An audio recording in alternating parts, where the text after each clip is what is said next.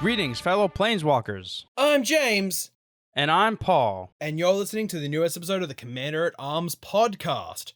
This week on the podcast, we are breaking down the 4 brand new Commander decks for D&D Adventures in the Forgotten Realms, giving you 5 cards that you're going to slide in, and just to give the deck a slight edge on maybe the other decks that are at the table, or maybe even just your local, already established meta. So before that, we're going to do our upkeep trigger here, Paul, as we do every single week. You guys know what we're up to.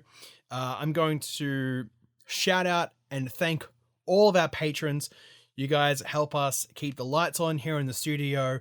You keep us fed, essentially, and you let us add more content out to the world as we do here on Instagram and also on the YouTube channel, which I hope that's where you're watching this one, or if you're not watching this one or not listening to it on the YouTube channel, go and check that out as well.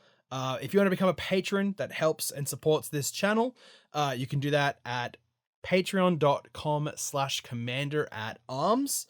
I did mention the YouTube channel there as well. It is Commander at Arms on YouTube. Go and subscribe, like our videos, comment on the videos. We do unboxings, deck techs, soon to be hot takes on new commanders that are coming out in new sets, which I think the next new set's Innistrad, the vampire one and the werewolf set. So we'll have some hot takes for you guys out there on those ones when we start getting into that preview season, because we're still not even like D&D Adventures in the Forgotten Realms hasn't even come out yet, and we've still seen so many cards. The whole set's been spoiled, obviously, but I feel like this set's been out for like ages and it hasn't even come out yet officially. It's weird that you mentioned that we're coming up on Innistrad, because I thought that set was supposed to be in like November, right? Yeah, but it's still out. It's the last standard set for the year. And it's 2 sets. It's 2 full sets in one drop. Right, but it's only July, and I'm kind of wondering if they have some kind of surprise planned in between, kind of like they did with Ultimate Masters a few years ago. That set was announced and then released within a span of like 2 weeks, I'm pretty sure, something like that. Maybe they'll do something like that. We should probably go back and have a look at the timeline that they gave us last year to see if everything just matches up with what they've got, because they might come up with another master set, hopefully. Maybe not. We don't know. We're not, in Wizards R&D or marketing or anything, which would be really cool if we were. Anyway, let's move on to Mail Day and interesting finds. Paul, do you have anything that you wanted to talk about here? Well, this kind of ties into what we were going to go into next in this segment, but I opened a set booster box of D&D. Adventures in the Forgotten Realms. I wasn't looking for anything in particular, but I pulled pretty much anything that I was even slightly interested in. The only thing I really wanted was Asmodeus from Erissil, and I got it, and I pulled a few other goodies along the way. I won't spoil anything right now because I want you all to go watch that video, but it was definitely probably one of my better boxes that I have ever opened. Yeah, definitely go and check that out on the YouTube channel. Like that video, subscribe to the channel, comment below as well. Don't forget to do all those things and hit the notification bell so you get updated whenever we release new content. We're upload on Thursdays and Sundays, I believe it is. Yeah, that box opening was insane. Go and check that out. Give some Paul some love on that video. And then lastly, we have here is our play of the week. Paul, do you want to hit up the listeners with what we did on Thursday night? Yeah, so come Wednesday, I'm chilling in my place here, and James calls me. He's like, "Hey, me and our friend are going to an LGS by you. I don't know if you wanted to come out." And I was like, "You know what? That sounds like fun. I think I will." So we go out Thursday night. We're playing at the LGS, 3 of us, and we got somebody else that was there to be our 4th. And yeah, we played a surprising amount of games considering how much time we had. I think we played 3 games? Yeah, almost 4. Yeah, we almost played 4 games in about 3.5 hours. And not one of them was a pub stomp. They were all very interesting, very fun games. Everybody got to do their thing, except in the first game, I got screwed on like 3 lands in mono white, playing a 38 land deck for, I want to say it was like 8-9 turns. I was on 3 lands. Yeah, but you did also screw me over a lot with your, what was it, Hushbringer and yeah, Draneth Magistrate. I was like, do I really want to waste the board wipe just getting rid of 2 creatures? Which luckily I didn't have to because someone else did it for me, and I was super happy because I was playing Teysa Karlov, and as you know, Hushbringer shuts off that whole deck because it stops you from having ETBs and LTBs. So nothing triggers when it enters the battlefield, and nothing triggers when something leaves the battlefield, and that's pretty much that whole deck. So I was like, damn, I'm out of Magic. I can't play Magic until that Hushbringer's off the table. I was going to Austere Command You for 6 mana to get rid of it. And that just felt super bad to me because I would have gotten rid of all my enchantments as well. Which there weren't very many on my field at the time. But that game was going to be my play of the week. Because for me, that was a really fun Teysa game. I don't really get to have those many kinds of games anymore where I get, Teysa on the field and I get a couple of I get like a token generator and a sack outlet and something else to do and a drain trigger, and I'm going through and doing all the fun stuff. I don't really get to do all that much. I did make a couple of changes since I think it was episode 4 that we did the Teysa deck tech. The deck has changed. So I might go back on the YouTube and do an updated version of that deck to what it looks like today. Because it has gone through, I think, about 3 or 4 different iterations since that podcast episode. That was actually going to be my play of the week too, and specifically, I accidentally killed our friend. Ross is his name. He was holding up a Cyclonic Rift in case things went south fast. And at the beginning of the other player's turn, not James, not Ross, I don't remember his name. But anyway, at the beginning of his turn, I had a... James, help me out. What's the name of this card? You know which one I'm talking about. 3 mana mythic white card. Searches for a 1-cost card. Oh, the creature? Captain Ranger of Eos? Yes. I had that on the field, and I sacked it so that nobody could cast non-creature spells. And that player wound up attacking Ross for lethal damage with a Cyclonic Rift that he could not cast in his hand because I sacrificed my Ranger Captain of Eos. The funny thing about that is because he tooted for that. And we were all joking about it because we were playing mid, we were having fun, mucking around. You picked that card too, and you went, oh, I know what that is. And then forgot about it. That's the funniest thing about this is you illegally picked at the card because we were having fun. And you still forgot about it and killed Ross with it. And then when he reminded you, you were like, oh no, what have I done? It was supposed to be me and Ross until the very end. Yeah. Yeah, because I was doing, graveyard shenanigans. I think I did Cathar's Crusade at the end there. And then just started, putting creatures on the field and everything else was getting pumped up and everything had lifelink and vigilance. And we just kind of gave me the game at that point. I was like, math is for blockers. I'm going to swing everything at everybody and I think you all die. Well, Ross was dead already. Yes. Ross was I dead. had 1 life, so I died to a single drain trigger. Yes. So all you have to do is swing everything at the other guy. But after I had specifically said, Paul, I'm not going to kill you with drain triggers. I remember that. I remember that deal. I was like, I will not deliberately sack anything to kill you. If it dies, then I can't help it. But yeah, you might die in the crossfire by accident. So I swung everything at our friend, which I think his name was Richard. I'm pretty sure it was. It started with an R. And I remember typing his name into the app that we use to track our life totals. Anyway, I swung them at him, and then I guess I sacked something and killed you after, and it was like, woo, I win. Yay, next game where I pulled out Geared and we had some Rhino Stompy times. I think I wound up winning that game, didn't I? I remember I won the first game. I think you won the second game because I cannot remember. I think that was who when won. I played Centriplets. Yes, you did. You won the game with centriplets because you kept taking all the our friend, he kept putting gas into my hand because he was playing the Snake Leviathan guy. Xyrus, I think. Xyrus? Zexus? Xyris. Pronounce that however you want. Yeah, however you pronounce that card. It was the Snake Leviathan guy. And he kept hitting me with it, which means I kept drawing cards. So then when it came around to, if I couldn't use the cards and I was kind of setting up for set up for this to do a setup turn and then pay off the next turn, Paul would take all of my gas cards out of my hand and cast them. So it was like, I felt like I was getting ripped off. I used James's own Swords to Plowshares to exile one of his creatures. Yeah. I Oh, know you man. did. It was... What did you path? Oh, you pathed my Blade The Historian. double strike thing. Yeah, the Blade Historian. Let's just talk about that card for like 2 seconds before we move on here to our main phase 1, because we have spent a lot of time in this upkeep. Blade Historian from Strixhaven has to be my favorite card in that whole set, hands down, bar none.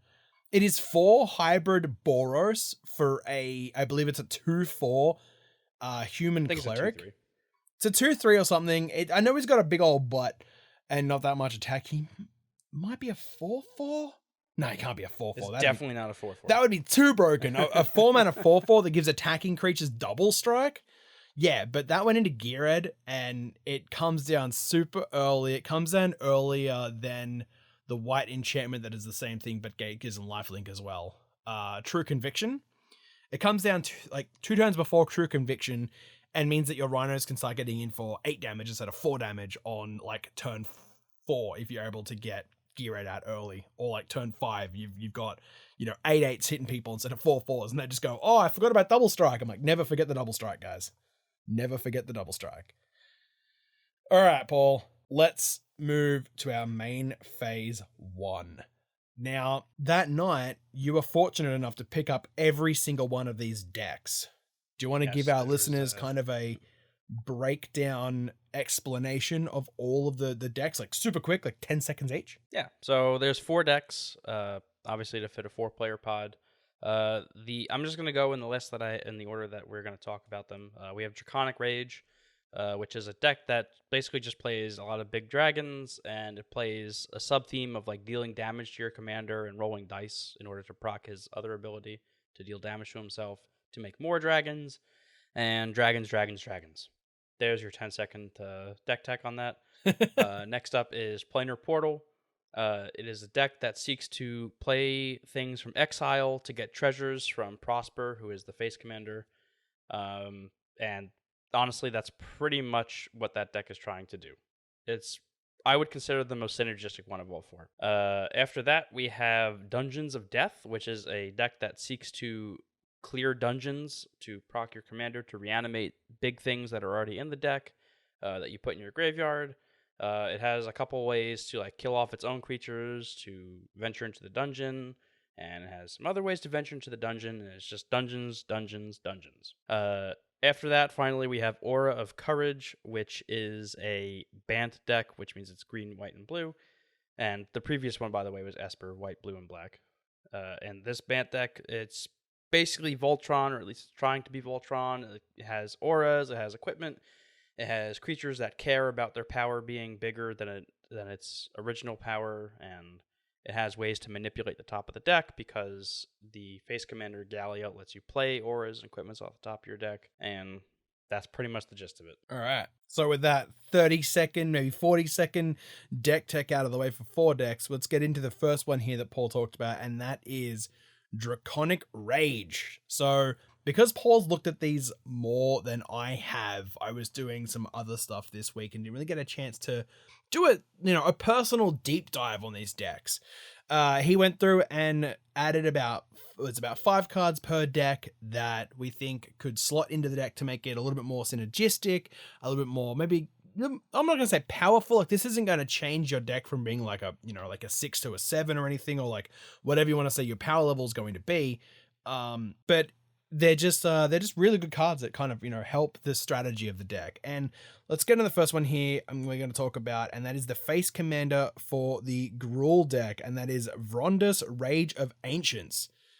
He's a 3 red and a green for a 5/4 dragon barbarian with the keyword mechanic Enrage, which means whenever Vrondis, Rage of Ancients is dealt damage, you may create a 5/4 red and green dragon spirit creature token with, when this creature deals damage, sacrifice it. Whenever you roll 1 or more dice, you may have Vrondis deal 1 damage to itself.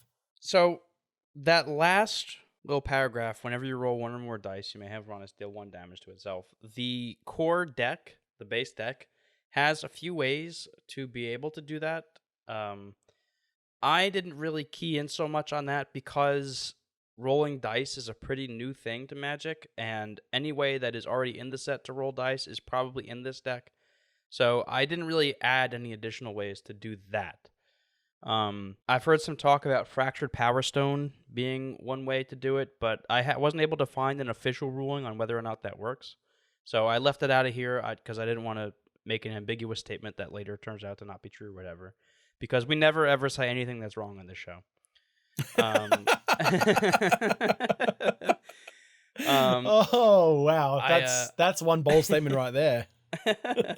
I decided to key more in on the enrage mechanic, and first up here we have Anara Familiar, which is actually from Commander Legends, a card that has a pretty powerful ability on it, but is not as popular as I thought it would be.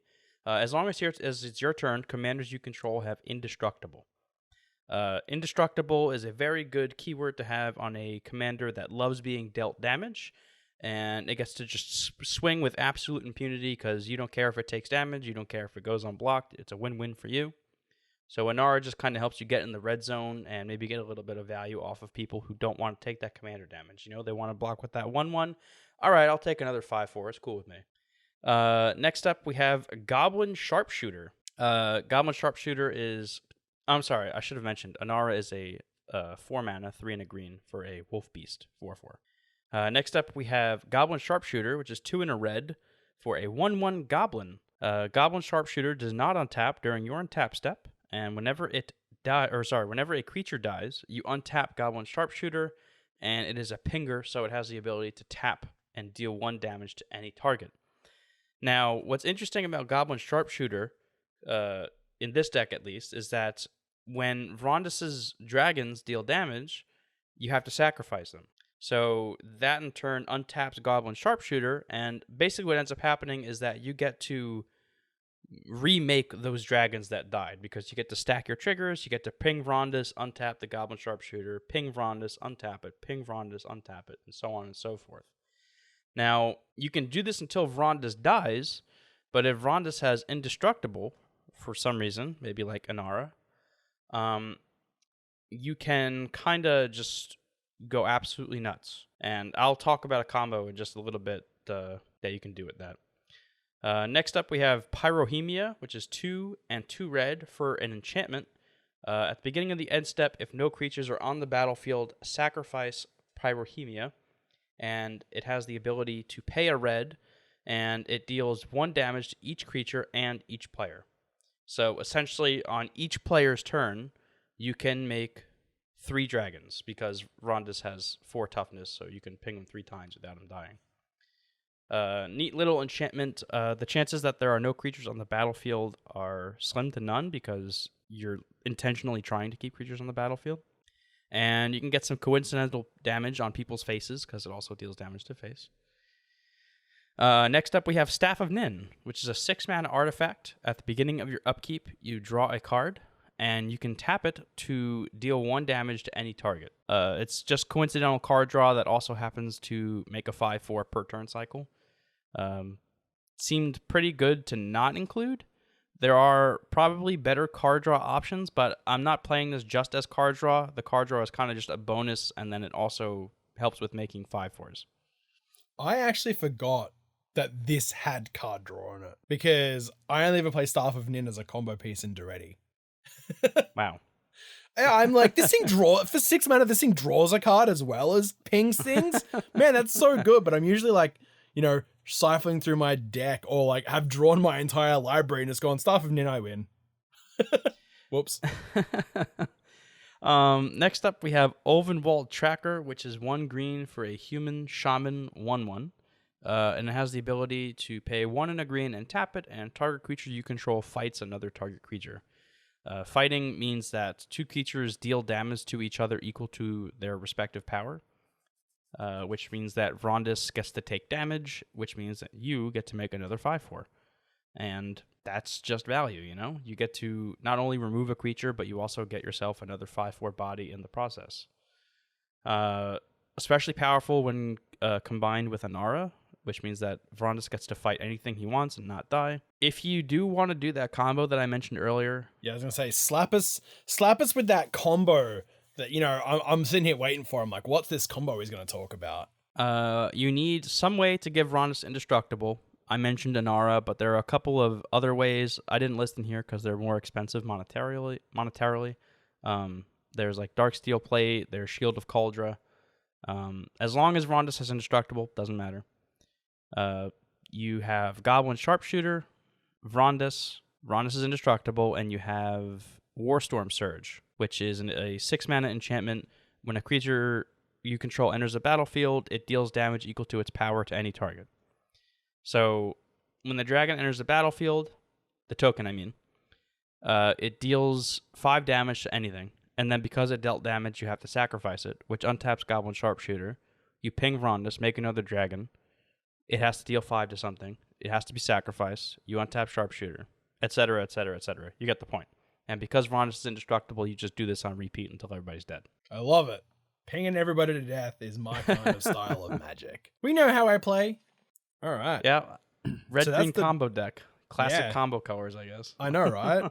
I mean, they made them Storm in, what was it? Modern Horizons 2, so why can't they have a red-green combo? Yeah, that's true, I guess. Yeah, I mean, we don't lie here. We spit only facts. Sometimes those facts are a little bit skewed, and we don't quite understand why, but they are. All right, let's move on to the next one here, Paul. We have Planar Portal, and as you said in its little intro, the commander is Prosper Tomebound. It's a 2 black and a red for a 1/4 Tiefling Warlock with Death Touch and Mystic. Is it Arcanum? Sure. Yeah, I can't quite see it. It's a little blurry. Yeah, the word is Arcanum. Yes. Yeah. So Mystic Arcanum is the I guess the named triggered ability, because they did all this thing with this set where like every ability has a name that corresponds with a spell from Dungeons and Dragons. So at the beginning of your end step, exile the top card of your library until the end of the next turn. You may play that card, and it has Pact Boon. Whenever you play a card from exile, create a treasure token. All right. Honestly, this commander has a lot of potential. I think it might take some work and some seriously deep thought process / deck knowledge to make it as effective as it could be. I'm going to start with Dream Devourer, which is actually a very recent card. It came out in Kaldheim. I say recent, and LOL, Kaldheim was 6 months ago. No!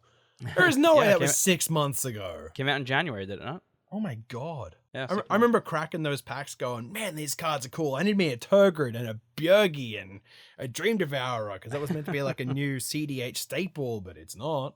So we got Dream Devourer here, which gives each non-land card in your hand foretell, and its foretell cost is equal to its mana cost reduced by 2. And what's cool about this is that means that each card you foretell essentially costs 3 less, because you get a treasure from Prosper as well. Which means that, let's see, if we run the numbers real quick, if you foretell a 5-drop, you can cast it on the next turn because you have the treasure. Or is it 6-drop? If you foretell a 6-drop, it will cost 4 when you cast it from foretell. And since you have 4 mana on turn, was it 3? Because you have the treasure, then you'll be able to cast a 6-drop on turn 3. Let me know if that math checks out. I think I did it right. I didn't work that out beforehand. I just had to do that off the top of my head. But it lets you do some pretty nutty stuff. If you have treasure payoffs, then you can save the treasure. You can play, like, what is that 5 mana win the game card, James? Revel in Riches? Revel in Riches. Revel in Riches, yep. You can save the treasures for a Revel in Riches, whatever you want to do. The world is your oyster, my friend. Dream Devourer just is an enabler. So, talking about Revel in Riches real quick, I've tried to make that card work so much in Commander, and I can't get there. Maybe this deck is where it's meant to be played. It might be. It's also just very hard in general to make win the game cards work, because when people see those, they're like, you must die. Yeah. You have to leave. Next up, we have one of my personal favorite cards of all time. I absolutely love this card. It is Possibility Storm, which coincidentally, I have personally made James's partner hate. Yeah, passion. we did that what should be banned episode, and that was her first card that she suggested to me was Possibility Storm. And I went, it's not that bad. It's oppressive and it's not as fun as you want it to be for like us, but it's not that bad. Lies. It's fun. It is one of the most fun cards in the game. Could you imagine Possibility Storm with Eye of the Storm on the same field? That unfortunately doesn't work as chaotic as you want it to. Oh. Because you can only exile the spell with one of the effects. So Dang. whatever, we're not going to get into that right now. Possibility Storm is 3 and 2 red for an enchantment. Whenever a player casts a spell from their hand, they exile it, then exile cards from the top of their library until they exile a card that shares a card type with it. So if you play a sorcery from your hand, you exile that and cards from the top of your library until you hit a different sorcery, and then you play that one instead. The rest go on the bottom of your library. Since you are casting it from exile, that means that Prosper will see that. You get a treasure, and like I said, you can use that treasure for whatever you want. There is a new red-black creature from the D&D set that cares about casting creatures with treasures, so you can use it for that. You can use it for Revel in Riches. You can save it up for a nice big X spell, whatever you want to do. Treasures are pretty universally flexible. Yeah, that was the Recluse Painter, wasn't it? Lane? Yes, although I can't remember its Lane? name. I think it was. It's sitting right next to me somewhere, but I'm not going to go digging through piles. I mean, that's totally fair. So, just to clarify Possibility Storm a little bit here, you can't... So, if you were to, say, like, play an instant spell, and then flip until you found an instant speed spell, and it was Cyclonic Rift, you couldn't cast it for its overload off Possibility Storm, correct? Because you would only be able to cast it for its regular cost, which is the bounce 1 thing. The name is Kalain, by the way. You were right. But yeah, so the way Overload works is that it's an alternate cost that you pay instead of paying the mana cost. But with Possibility Storm, you're already replacing the mana cost by playing it without paying its mana cost. So you can't choose to replace not paying its mana cost with a different alternate cost. You're already paying an alternate cost. Yeah. Now, if you were to flip into an instant that had Kicker, that you could pay the Kicker cost in addition to, playing it off Possibility Storm. That is something that you can do because Kicker is an additional cost you pay as you play the spell. Whereas Overload is a different cost you pay instead of its original cost. Hopefully that kind of makes the difference clear between the two, between alternate cost and additional cost. All right. Anyway, moving on.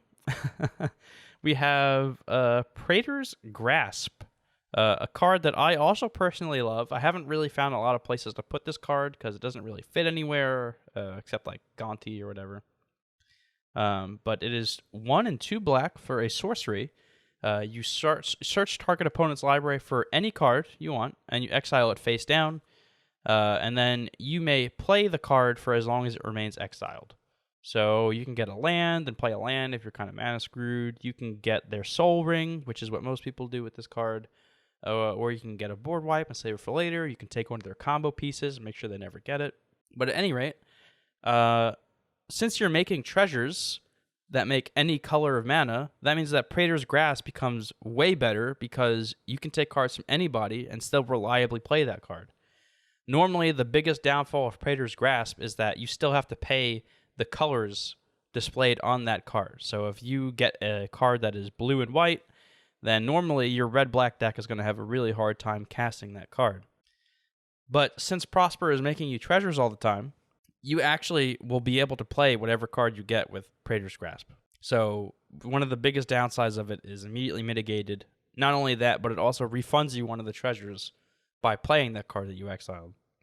This essentially turns Soul Ring into like 3 mana, kind of like a Black Lotus-ish effect, because you get a treasure from playing the Soul Ring off of somebody else. Whoa. Don't be telling everyone they can play like a pseudo Black Lotus in Commander. Look, I don't want to promote bad habits here, but if you Praetor's Grasp someone's Jeweled Lotus... Oh! That's 4 mana towards your Commander. Yeah, but your Commander's probably already on the field. Well, but it's still cool. It would have to be. Next up, we have Squee the Immortal, which is 1 and 2 red for a 2/1 goblin. You may cast Squee from your graveyard or from exile. This one I just have on here just because since you can play it from exile, if it gets exiled by I don't know. Orb of Annihilation, I think, is one of the cards in this set, where it exiles all the creatures in the graveyards and the battlefield or whatever.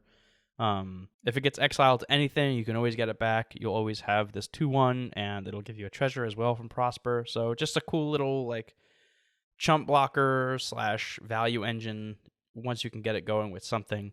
I don't have anything in particular listed here that synergizes with it, but that doesn't mean that it can't be pretty deadly in the hands of a more capable red-black player than myself. And finally here, we have one of my favorite cards from Battle Bond. We have Stolen Strategy, which is 4 and a red for an enchantment. At the beginning of your upkeep, you exile the top card of each opponent's library. Until the end of the turn, you may cast non-land cards from among them, and you may spend mana as though it were mana of any color to cast those spells. Again, with Prosper, you really just want to be casting things out of exile. Stolen Strategy gives you not 1, not 2, not 3, but 4 options to do so. You don't have to cast all of them. You get to pick which ones you want to cast. And it can coincidentally be combo hate because you are exiling those cards. And even if you don't cast them, they stay exiled. Again, just a little piece of value with Prosper, again, because when you cast them from exile, you get treasures, and then you can use those treasures to cast the other spells, etc., etc. All right. So that's 2 out of 4 already done. I love it. So we're going to move through to our combat phase now, where we are going to swing out with some dragons, deal some damage, maybe hit some people, maybe block with a squee. You guys tell us how to block. Do it on Twitter. You know how to find it. And we're going to hear a message from our sponsors right now. Welcome back from that ad break. We're going to pass through now to our main phase 2 and get to the last 2 decks of this Commander. I was gonna call it Commander 2021, but it's not, because that's already happened. We've already had that.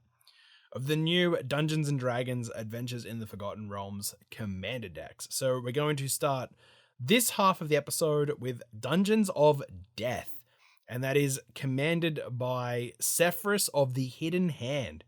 It is an Esper-colored commander, so white, blue, and a black for a 2/3 human wizard that says whenever 1 or more creature cards are put into your graveyard from anywhere, venture into the dungeon. This ability triggers only once each turn and has a named triggered ability called Create Undead. Whenever you complete a dungeon, return target creature card from your graveyard to the battlefield. Okay. There's a few things to analyze here first. First of all, James said Sephris of the Hidden Hand. It is definitely Sephris of the Hidden Ways. That's my for bad. Anybody that is, it's going to pop up on the screen anyway, so they'll know. But because Sephris just cares about creatures being put into the graveyard from anywhere, you can actually build this several different ways, and it would still be like roughly the same deck. It will just look a little different. Her ability triggering only once each turn, kind of a bummer, not gonna lie, but if it didn't trigger only once each turn, pretty sure there would be a billion infinite combos that you could do with Sephris. So I think they kind of had to word it that way. However, that just means that you want ways to kill your own stuff at instant speed, or mill your own stuff, whatever the case may be. And before I actually talk about cards, I just want to say, for flavor reasons, it really bothers me that the ability is called Create Undead, and the creature that gets reanimated isn't a zombie in addition to its other types. I'm just going to put that out there. That's such a nitpicky kind of thing there, Paul. But there's precedent for that. There are cards in Magic that say, oh, it's a zombie in addition to its other types. Yeah, I know. The ability is literally called Create Undead. Anyway, look, we can't have everything we've ever wanted from Wizards. Okay, they've got to give us the highs and the lows at the same time. Flavor aside, like I said, there are a few different ways you can build this. I have a couple of obvious options, and then I have a few cards that are part of a more, perhaps less talked about option. Anyway, I'll go with the more obvious ones first. We have Doom Whisperer, which is 3 and 2 black for a 6/6 flying trampler. That has an activated ability to pay 2 life and Surveil 2. Surveil 2 is basically Scry, except instead of putting the cards on the bottom, you put them in your graveyard, which means that if you put a creature in your graveyard, Sephris will trigger and you'll get to venture into the dungeon. What's the Now, the downside cool of this part, car? there is none. Exactly. It's a 5 mana 6/6 with flying and trample with an activated ability. What were they thinking? Now, what's cool is that Doom Whisper is you can activate its ability at instant speed, which means that you can do this on each player's turn to try to activate Sephiroth 4 times per turn cycle, or as long as you have the life to do so. Next up, we have Spawning Pit, which is a 2-mana artifact. Has an activated ability to sacrifice a creature to put a charge counter on Spawning Pit. And you can pay 1 mana, remove 2 charge counters from Spawning Pit to make a 2/2 spawn artifact creature token. Now, what's cool about Spawning Pit is A, it's an instant speed way to kill your own creatures to trigger Sephiroth. And B, Spawning Pit itself makes more creatures to sacrifice to trigger Sephiroth. So, kind of a cute interaction. Now, next, I want to talk about tokens. For those of you who don't know, tokens, even though they cease to exist once they go anywhere that's not the battlefield, they do hit that zone first. So, like, if you exile a token, it gets exiled, then it ceases to exist. But the same thing is true of the graveyard. If you kill a token, it goes to the graveyard first, like a normal creature, and then ceases to exist there. So, tokens dying actually triggers Sephiroth. So I have a little package here. So I'm going to talk about all these cards. Well, I'll talk about the token makers first. We have Sacred Mesa, which is 2 and a white for an enchantment. At the beginning of your upkeep, sacrifice Sacred Mesa unless you sacrifice a Pegasus.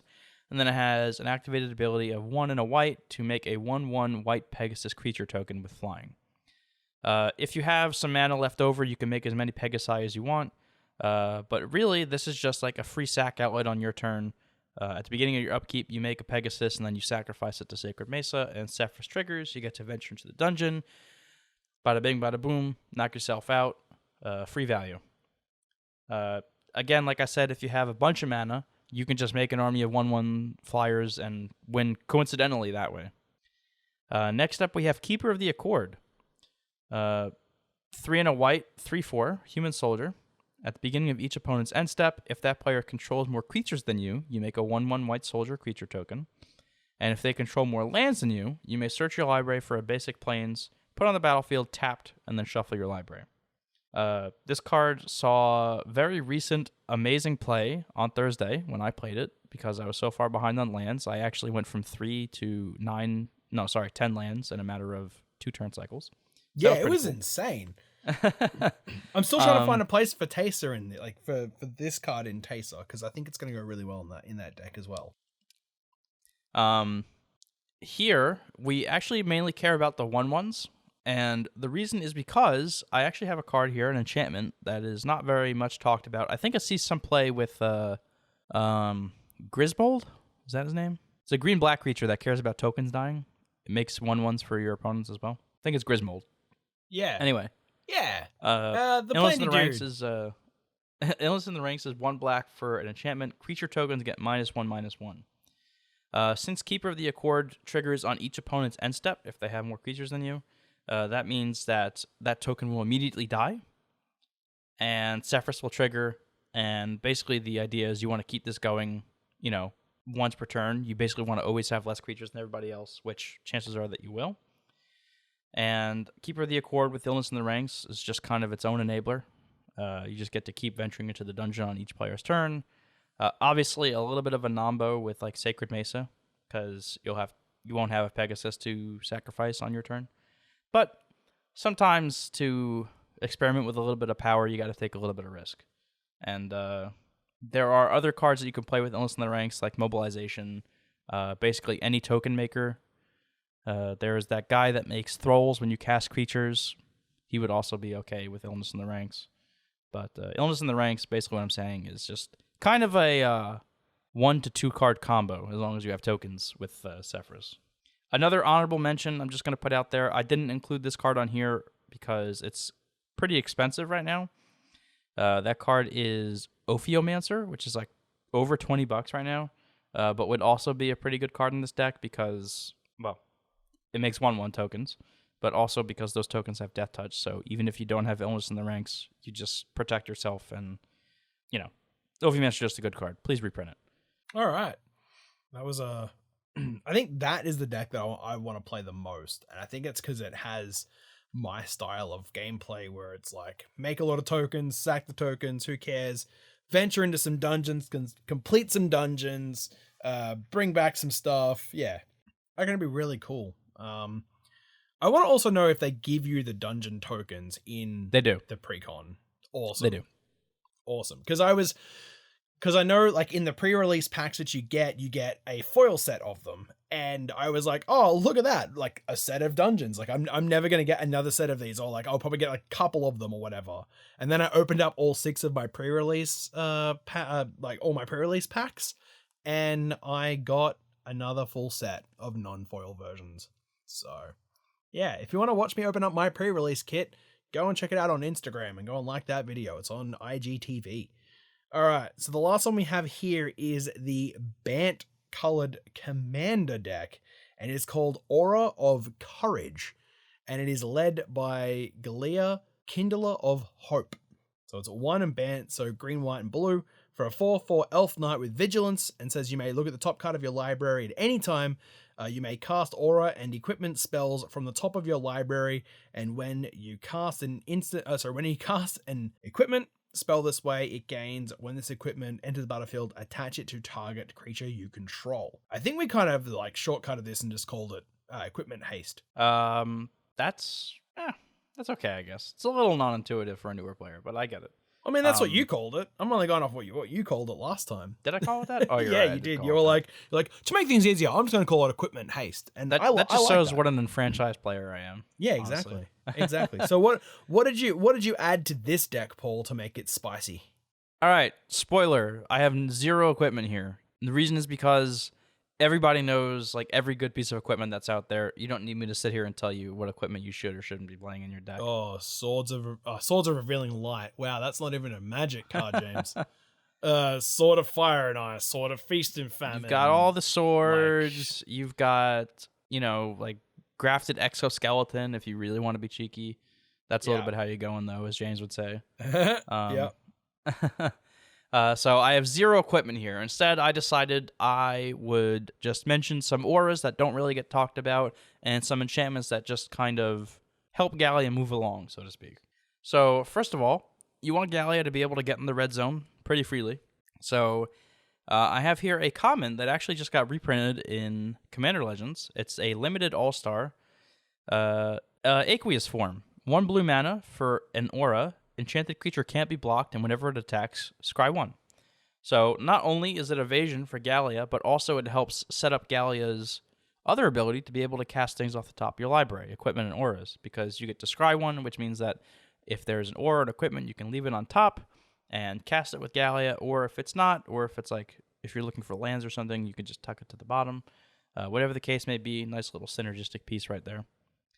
I did have Psychic Impetus on here as well, but that actually is already in the deck. Next up, a card that I think is so cool, but it really only sees play in Progenitus decks. Finest Hour. 2, a green, a white, and a blue for an enchantment with Exalted. Whenever a creature you control attacks alone, if it's the first combat phase of the turn, untap that creature. After this phase, there's an additional combat phase. So it lets Gallia get in the red zone not once, but twice each turn, because you're probably attacking alone. Which means that if your auras or equipments have attack triggers or combat damage triggers, you get to do that twice in a turn. So like if you have like a Bear Umbra, Aqueous Form, Psychic Impetus, if you have any of the other impetuses on there, you get to do that twice, which, as you can imagine, is pretty powerful. Next up, an uncommon, actually, from, I believe this is Future Sight. Mystic Speculation is 1 blue for a sorcery with buyback 2 colorless, or 2 generic. Scry 3. That's all it does. But if you have some extra mana laying around, or even if you just like want a one-shot Scry 3 just to set up Gallia's ability, this card lets you just kind of fix the top of your deck pretty consistently, and isn't a card that I see many people talking about. I think I may have mentioned this card for Eligeth, Crossroads Augur, back when we talked about Commander Legends. Yep, because it was a 3. It's a 3 mana draw 3. Yeah, repeatable. Yeah, 3 mana draw 3 repeatable, or it's just an Ancestral Recall if you want to one-time it. So pretty good. Anyway, not talking about Eligeth. We're going to move on here. And next we have Sage of the Beyond, another card that I was pretty excited about from the Kaldheim Commander decks that hasn't really been talked about or played a lot, at least as far as I've seen. It is 5 and 2 blue, so 7 mana total, for a Spirit Giant 5/5 with flying, and spells you cast from anywhere other than your hand cost 2 less to cast, and it has Foretell for 4 and a blue. What's cool about this is that the top of your library is, surprise, surprise, not your hand, which means that cards that you cast with Gallia will actually benefit from that cost reduction. So your equipments cost 2 less. Since most of them are colorless, sometimes you may even just be able to cast them for free. Your swords will cost 1, for example, if you're playing those. If you have like a Cloud Key or something, they'll actually cost 0. So Sage of the Beyond kind of just lets you go a little nuts. And I think, honestly, if there's any place that this card could see play, this is a pretty good place for it to do so. Finally here, and this is actually perhaps the most interesting card on here, like in all these lists, is Soothsaying. Is 1 blue mana for an enchantment, which I think is an uncommon from Mercadian Masks. It has 2 activated abilities. First one is 3 and 2 blue, so 5 mana total, to shuffle your library. That's all it does. And it has a second activated ability of X, so you just pay whatever amount of mana you want. Look at the top X cards of your library and put them back in any order. Shuffling your library is cool. There's a lot of coincidental ways to do that anyway, so that part's not that exciting. But being able to rearrange the top of your library means that Gallia's ability to cast things off at the top of your library can kind of go haywire. Let's say you have, I don't know, 7 mana open on the opponent before you on their end step. You get to fix, so to speak, the top 7 cards of your library. You get to maybe draw a land for your turn because of that, and then, oh, what do you know? The top card of your library is Sword of the Animist, or the top card of your library is a Bear Umbra, or, whatever you want it to be. It doesn't matter. You get to just fix Gallia's second ability to always be active. Like, you can make yourself not flop, which, considering that cards like Bolus the Citadel and such are privy to flopping, having a way to prevent that from happening is pretty beneficial, especially with a Voltron commander that really does not like doing so. Yeah, how many times have I flopped with Bolus's Citadel? Every time I have played against you playing that card, you have flopped. Yep. But speaking of Bolus's Citadel, here at the end of the episode, what did I get from the LGS on Thursday? I believe it was a Bolus Citadel promo. It was a promo Bolus Citadel. Literally just walking in and saying hi. The guy's like, "Here, have a promo." Well, I mean, we were logging into the to the event that we're having, and it was like, "Here, have a promo." And I was like, "Yes, Bolus Citadel." Love that card. All right, so that is our breakdown of all of the 4 commander decks from Dungeons and Dragons: Adventures in the Forgotten Realms. It's a very long title for a Magic set. Yeah, I was Googling it earlier because I was cross-referencing the cards I was suggesting with the actual list to make sure I wasn't duplicating any of them. And it was weird because one of the suggested searches literally was the entire title of the set, and it didn't look like a set name to me because it was so long. It was it was kind of. I think trippy. people have started to shorten it to D&D AFR because AFR is what they have on the bottom of the the 3 initials for the set, I guess is what they would call that. Yeah. Unless you have the commanded ones, which is, I believe it's AFC because it's the Adventures in the Forgotten Realms commander decks. Anyway, a little bit of tidbit knowledge there. Yeah, if you want to play these decks or play a game with Paul or I with these decks or play with any other decks, you can do it on our Discord server. I think this is the first time we've ever tried plugging the Discord server. I'm going to have the link to the server in the show notes below or in the video's description. So come and check that out. Come and play Magic with Paul and I. We do try and play every Friday at about 6 p.m. EST. So Eastern Standard Time, come and check that out. Come and hang out with us. Come play. If you want to get at us and talk about these cards or any other cards, or even just say hi, you can do that on Twitter and Instagram at CMDR@arms. If you want to check out our deck techs and this podcast video version, unboxings that Paul's just done. He just did the set booster box unboxing. He's going to try and handle most of the unboxings because I can't. You can do that on the YouTube at Commander@arms. If you want to get this sealed product or any singles in here or anything else from D&D AFR, you can do that through our TCG affiliate link, supporting local game stores and also buying online, and that is tcgplayer.com/commander@arms. If you want to go to your local game store and rep the Commander@arms brand, you can with a brand new merch shirt. The link is in the show notes below or in the video's description. It is a super soft Bella canvas with a massive Commander@arms logo across your chest. I wear mine every time I record a video or every time I go to my local game store, just so people know who we are. If you want to support the show directly and get some added bonuses like our weekly shout out, you can do that on patreon.com/commander@arms.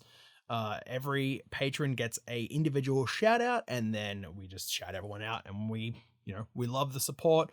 Like I said at the start, it helps us keep the lights on here in the studio and us creating content for your ears and your eyes. All right. Do you have anything you want to say to the listeners, Paul? Thank you, everybody, for tuning in and listening. Even if this is the first and last episode you ever have or ever will listen to, me and James, from the bottom of our hearts, really appreciate you doing so. It means a lot to us. If you liked what you heard, please feel free to share our name around with your friends, with your play groups. Go to your LGS, say, hey, I listen to these cool guys, Commander@arms podcast. They do some really great stuff. Go check them out. We really appreciate any word of mouth that you're spreading around for us. Again, it really means a lot to us.